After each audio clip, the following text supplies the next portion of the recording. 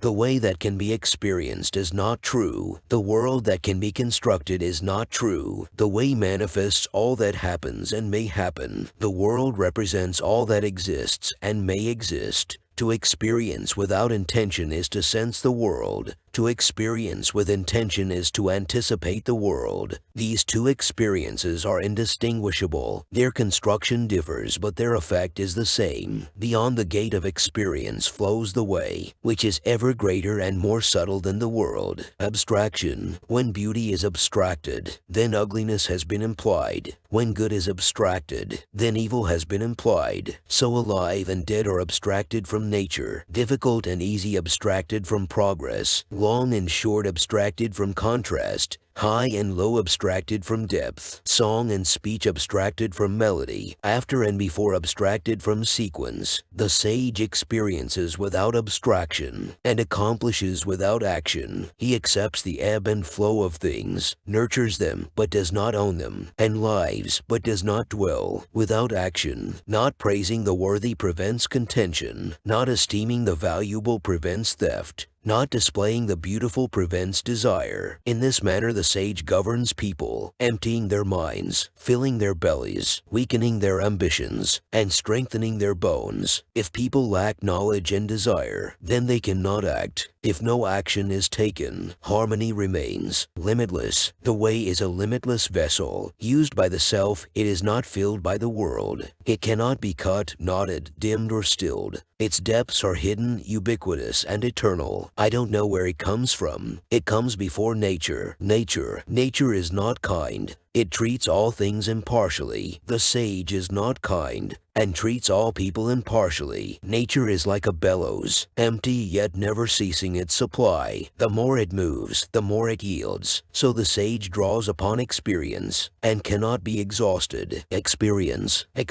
is a riverbed, its source hidden, forever flowing. Its entrance, the root of the world. The way moves within it. Draw upon it, it will not run dry. Complete. Nature is complete because it does not serve itself. The sage places himself after and finds himself before, ignores his desire and finds himself content. He is complete because he does not serve himself. Water. The best of man is like water, which benefits all things and does not contend with them, which flows in places that others disdain, where it is in harmony with the way. So the sage lives within nature, thinks within the deep, gives within impartiality, speaks within trust, governs within order, crafts within ability, acts within opportunity. He does not contend, and none contend against him. Retire. Fill a cup to its brim, and it is easily spilled. Temper a sword to its hardest, and it is easily broken. Amass the greatest treasure, and it is easily stolen. Claim credit and honor, and you easily fall. Retire once your purpose is achieved. This is natural. Harmony. Embracing the way, you become embraced.